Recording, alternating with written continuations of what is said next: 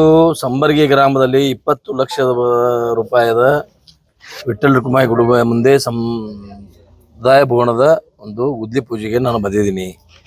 ಈಗಾಗಲೇ ಇಲ್ಲಿ ಒಂದು ಮೊನ್ನೆ ಮಳೆಯಲ್ಲಿ ಒಂದು ಬ್ರಿಡ್ಜ್ ಸಂಬರ್ಗಿ ಆಜೂರ್ ಬ್ರಿಡ್ಜ್ ಅನ್ನು ಅದು ಪ್ರಕೃತಿ ವಿಕೋಪದಲ್ಲಿ ಭಾಳ ಎಲ್ಲ ಕಿತ್ತು ಹೋಗಿ ಅದು ಸಂಪರ್ಕ ಕಟ್ಟಾಗಿತ್ತು.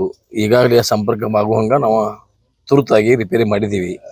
ಆದರೆ ಆ ಪೂಲನ್ನು ಇನ್ನು ಮುಂದೆ ಬಳಸಿಕೊಳ್ಳಲಿಕ್ಕೆ ಅದು ಆಗ್ತಾ ಇಲ್ಲ. ಅದಕ್ಕಾಗಿ ಇವತ್ತು ಹೋಗಿ ಅಲ್ಲಿ ನಾನು ನೋಡಿ ಒಂದು ಎಸ್ಟಿಮೇಟ್ ಮಾಡಿಸಿ ಹೊಸ ಬ್ರಿಡ್ಜನ್ನೇ ನಿರ್ಮಾಣ ಮಾಡಬೇಕು, ದೊಡ್ಡದು ಮಾಡಬೇಕು ಅನ್ನೋಂಥ ಯೋಚನೆಯಿಂದ ಸರ್ಕಾರಕ್ಕೆ ಒಂದು ಅನುದಾನ ತೆಗೆದುಕೊಂಡು ಆ ಬ್ರಿಡ್ಜನ್ನು ದೊಡ್ಡದು ಮಾಡಲಿಕ್ಕೆ ಪ್ರಯತ್ನ ಮಾಡ್ತಾ ಇದ್ದೀವಿ. ಈ ಜನರ ಬಯಕೆ 30 ವರ್ಷಗಳಿಂದ ಇಲ್ಲಿ ನೀರಾವರಿ ಯೋಜನೆ, ಬಸವೇಶ್ವರ ಯಾತ್ ನೀರಾವರಿ ಆಗಬೇಕು. ನಮಗೂ ಪರಿಸ್ಥಿತಿಗಳ ಬಗ್ಗೆ ಸಾಕಷ್ಟು ಹೋರಾಟಗಳನ್ನು ಮಾಡಿ 17ರಲ್ಲಿ ಮುಖ್ಯಮಂತ್ರಿ ಸಿದ್ದರಾಮಯ್ಯನವರೇ ಬಂದು ಮಧುಮಾವಿಯಲ್ಲಿ ಗುದ್ಲಿ ಪೂಜೆ ಮಾಡಿ ಅದು 21ಕ್ಕೆ ಮುಗಿಬೇಕಾಗಿತ್ತು. ಕಾರಣಾಂತರಗಳಿಂದ ವಿಳಂಬ ಆಗಿ ಇವತ್ತು ಮೊನ್ನೆ 26 ಜನವರಿಗೆ ನಾನು ಮತ್ತು ಸೌದಿಯವರು ಕುಡ್ಕೊಂಡು ಪ್ರಾರಂಭ ಮಾಡಿದ್ದೀವಿ.